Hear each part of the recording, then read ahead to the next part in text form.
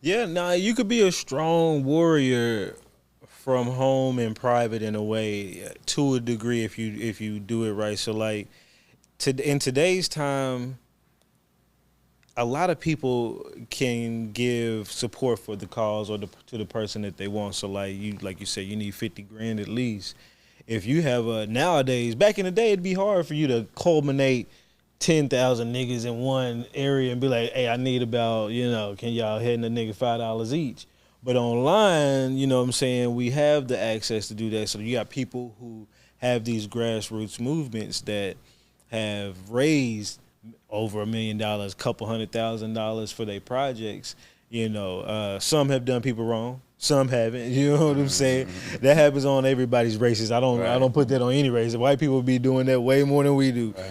But you have these options that you didn't have before, and so the person sitting at home, like me personally, like I listen to nothing but just a bunch of different black people podcasts. You know what I'm saying? Whether they're all the movements that you hear about, I've done heard everything about them. Done listened to almost most of their leaders and stuff like that. But besides just being a listener, I also donate to certain people's campaigns, not just once here and there, like a monthly contribution. Right. I try to tell people like this one guy, Marcel Dixon in South Carolina, is one of the guys that I actually support, and $40 a month. Now that might be a little hefty for some people, but I was like, hey, if 2,000 of us put in $10 each, that's what's that, about 20 grand a month? 2,000 people times, so yeah, 20 grand a month. That's way too much what you need. But that if you had that access and you had that funneling, and people like if people would just had like, hey, look, every year I'm putting $50 a month towards people, and I'm gonna parcel that shit out to 20 candidates or whatever. I think people can really make a bigger change and be able to fund campaigns like yours.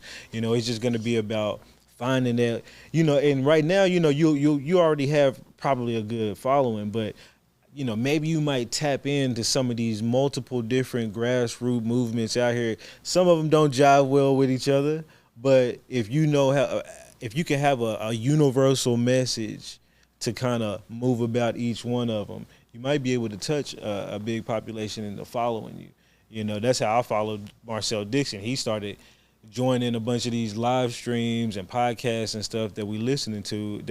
And then what really made me do it is he was going into town hall meetings like you're doing already, and he was confronting people. Then some people started videotaping some of his confrontations with Jim Clyburn out there and his old ass.